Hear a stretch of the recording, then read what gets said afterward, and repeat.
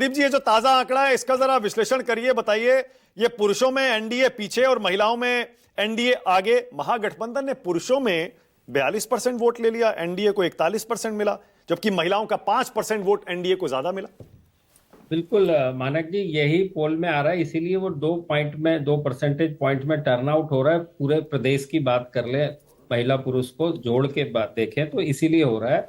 और इसीलिए ये क्लोज जो आंकड़े दिख रहे हैं आपको थोड़े से करीबी दिख रहा है कि 41 और 42 महागठबंधन, 42 एनडीए, 41 पुरुषों में, 45 महिलाओं में एनडीए और 40 जो है महागठबंधन।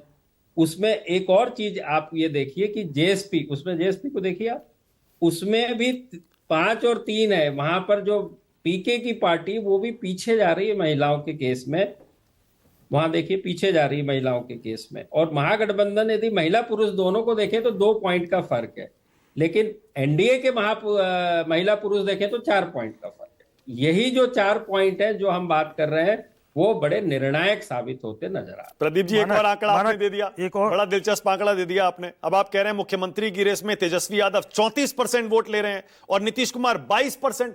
इतना 12% का फर्क है। एनडीए इतना आगे वोट परसेंट में और तेजस्वी 12% आगे मुख्यमंत्री की रेस में। बिल्कुल जमीन के ऊपर हमने ये बिल्कुल देखा कि ये जो जीत है, ये जीत जो भी एनडीए के वोटर हैं वो नीतीश कुमार के साथ मोदी का नाम जरूर लिया था। वो नीतीश मोदी की जीत बोलते हैं, नीतीश मोदी के कारण हम वोट कर रहे हैं। एक बड़ा इंटरेस्टिंग, क्या मतलब प्रदीप जी, मैं समझा नहीं, क्या मतलब वो इसका मतलब ये है कि नीतीश कुमार को जो एनडीए के लोग वोट कर रहे हैं उनमें से 22% लोग ये कहते हैं टोटल में कि वो नीतीश कुमार को चीफ मिनिस्टर देखना चाहते हैं। और जो करीब 16% लोग हैं बीजेपी के उम्मीदवार चौधरी और एनी कैंडिडेट फ्रॉम बीजेपी 14%, उसको आप देखिएगा तो टोटल तो बनता है वो 43%। हाँ, 43। लेकिन उसमें 22% नीतीश कुमार को चाहने वाले बोलते 20 साल हो गया। वो एक जो फटीग फैक्टर होता है, अब कुछ तो परिवर्तन होना चाहिए। मतलब बीजेपी का जो समर्थक है वो अपना मुख्यमंत्री चाहता है और वो उसमें दिखाई दे रहा है। जो एक इंटरेस्टिंग बात प्रदीप जी के इसमें है, जो प्रदीप जी बताएं और उसके बाद जो आरजेडी के प्रवक्ता हैं वो शायद इस पे बेहतर बता पाएंगे, उनके लिए अच्छी खबर दिख रही है मुझे।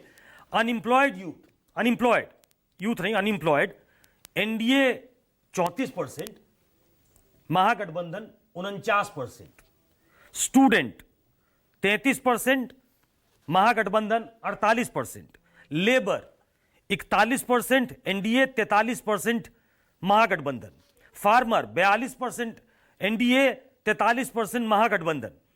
और उसके बाद जो सेल्फ एम्प्लॉयड हैं या हाउसवाइफ हैं उसमें फिर एनडीए ने एज लिया है। लेकिन जो अनएम्प्लॉयड है, जो स्टूडेंट है, जो लेबर है, जो फार्मर है, इसमें आरजेडी की बढ़त दिखाई दे रही है।